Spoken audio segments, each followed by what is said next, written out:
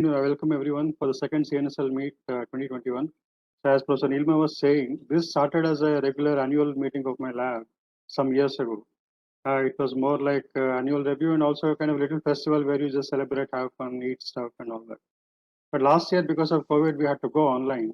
So then we said, once we are going online, may as well involve other people because logistics are very simple when you're organizing something online.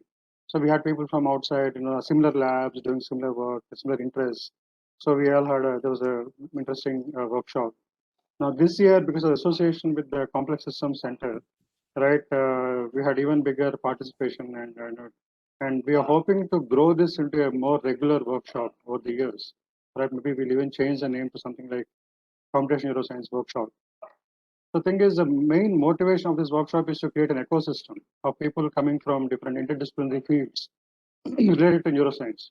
Because what is happening right now is, in spite of all the, so there's constantly growing number of people, number of players in neuroscience in terms of scientists or teachers or postdocs or research scholars, labs, increasing amount of resources being poured into this field.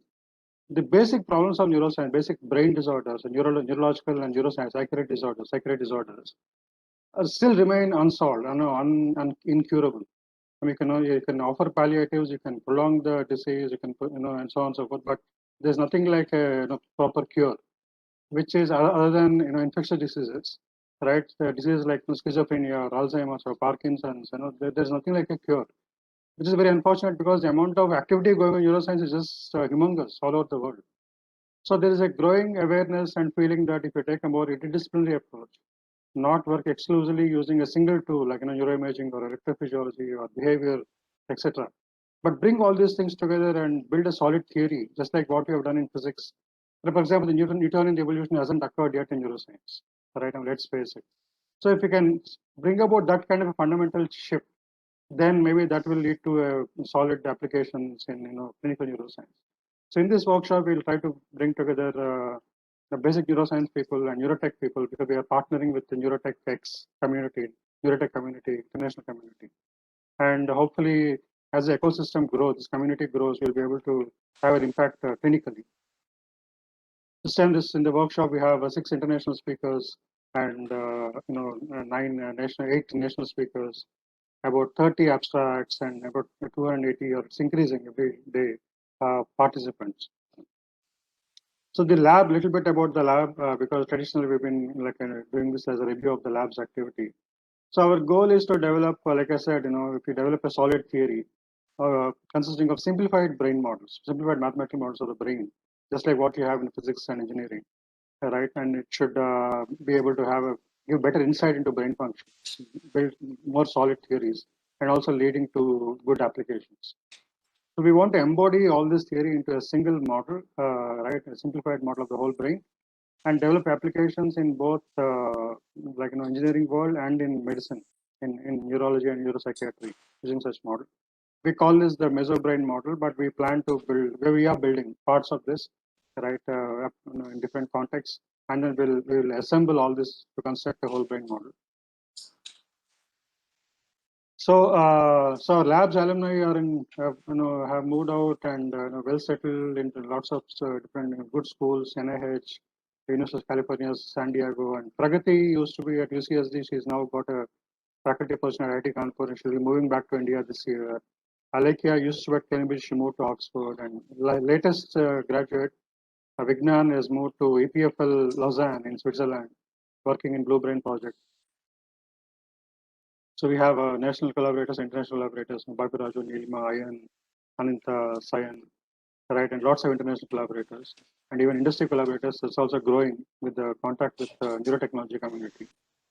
So in the lab, we work on several areas. We divide the entire lab into teams, people working on basal ganglia, stroke, spatial navigation, and so on. So I'll quickly touch upon some of the developments in these areas over the last 1 year. This is not like a research seminar talk, because you'll see more in-depth talks, in the posters, right? Or we can also share you papers and all that. This is just a quick outline. So we have spent a lot of time modeling the basal ganglia, a part of the brain which is involved in Parkinson's disease. So this is a deep brain circuit, a subcortical circuit consisting of about 7 major nuclei. So this is like a block diagram of this circuit. And so in Parkinson's, this one nuclei called a substantia nigra pars compacta. So here there is a loss of cells, and for the reasons that are unknown, that's why it's called an idiopathic disease. Right, because of loss of cells in this tiny structure, tiny nucleus, you see symptoms, wide-ranging symptoms in many different modalities. So if you look at the major domains of brain function, like sensory motor, cognitive, affective, and autonomic, because of loss of cells in this one tiny region, you see symptoms emerging and appearing in all these major domains of brain function. In motors domain alone, you have might have problems in reaching and handwriting and eye movements, posture and gait and speech and so on. So it's a really devastating neurodegenerative disease. So we've been working on modeling basal ganglia for almost 1.5 decades, right? And so we published about, I think, 30 journal papers in this, covering a wide range of topics, wide range of basal ganglia's functions, including spatial navigation, eye movements, deep brain stimulation, precision grip, right, gait and reaching and so on. And all this was consolidated in a book, a monograph, published a couple of years ago.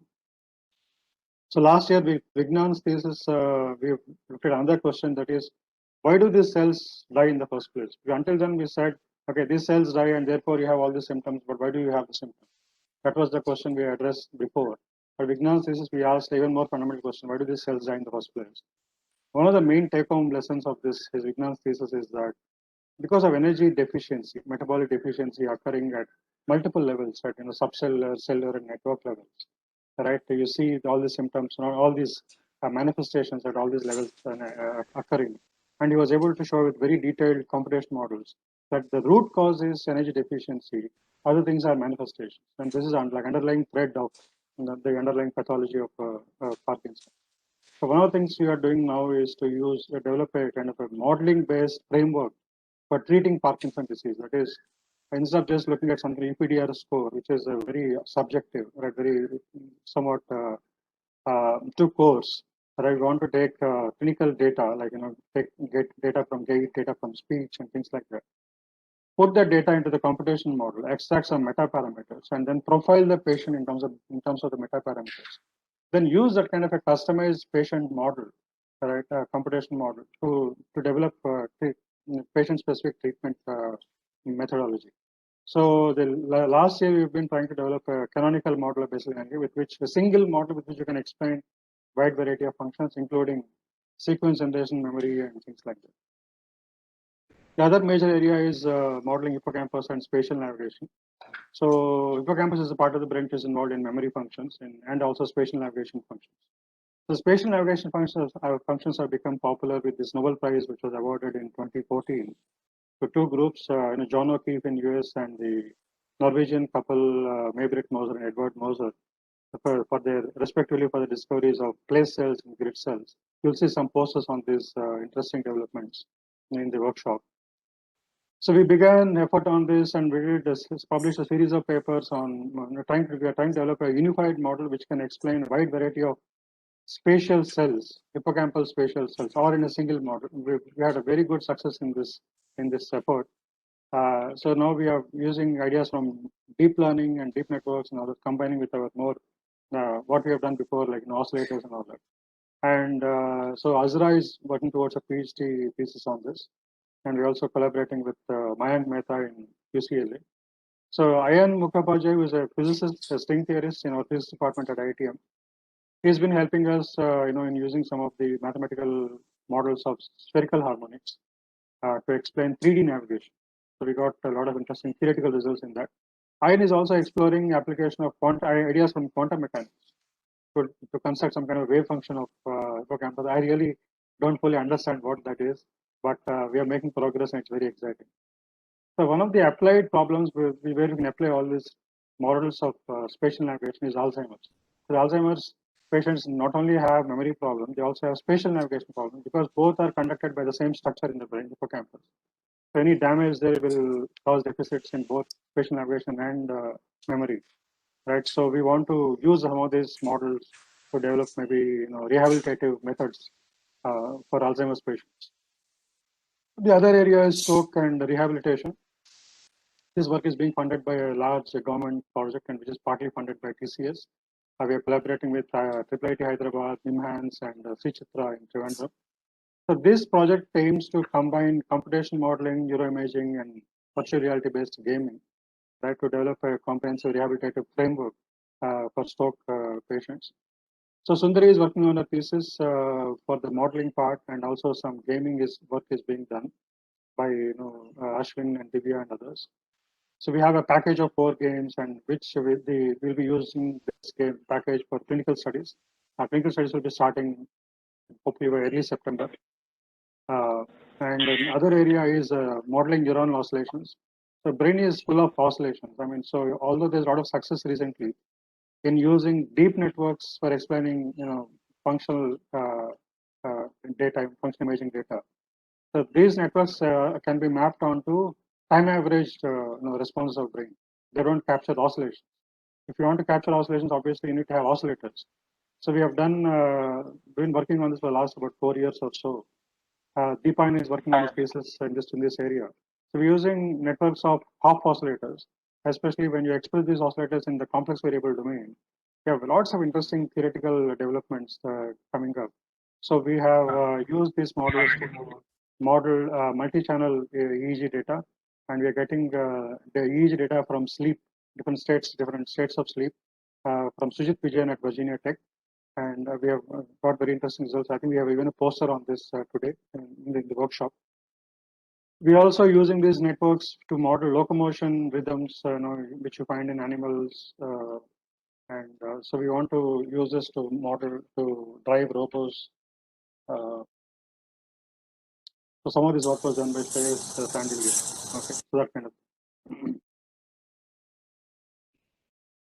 So then finally, we're also working on neurovascular coupling. So now, so in the brain, neurons receive energy from blood vessels like any other tissue, but this energy flows is mediated by another set of cells called astrocytes.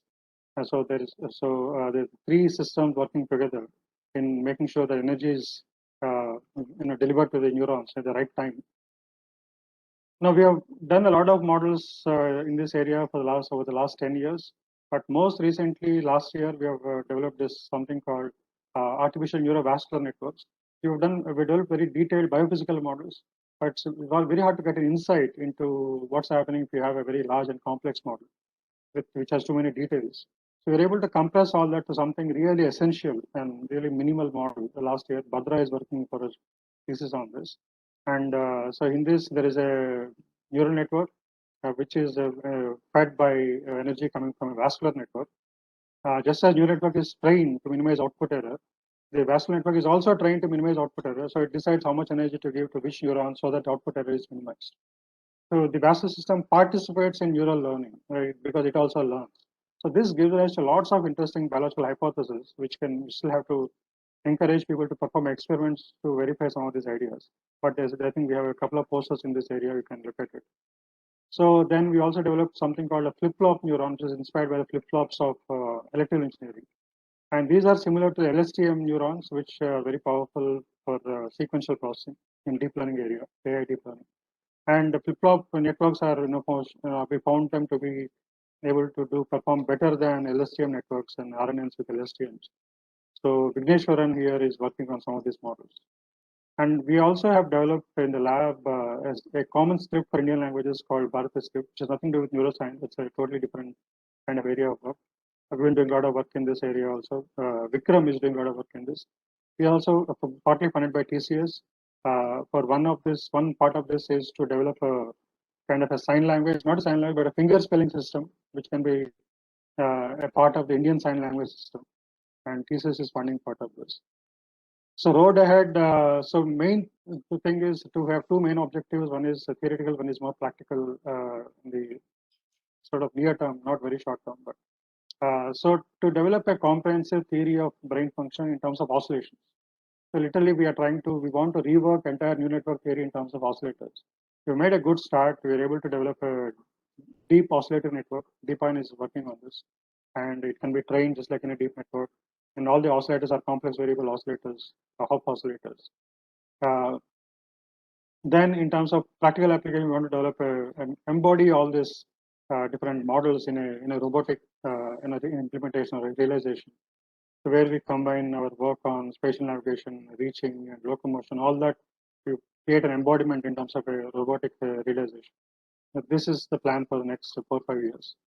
We also want to popularize neuroscience in a big way in India, because one problem, because it would be nice if engineers and physicists and people from hard sciences can come into neuroscience in a big way. But a major stumbling block is the jargon and the biological jargon. We want to really simplify it, through courses and books and things like that, and really reach out to these people from hard sciences and encourage them to get into neuroscience.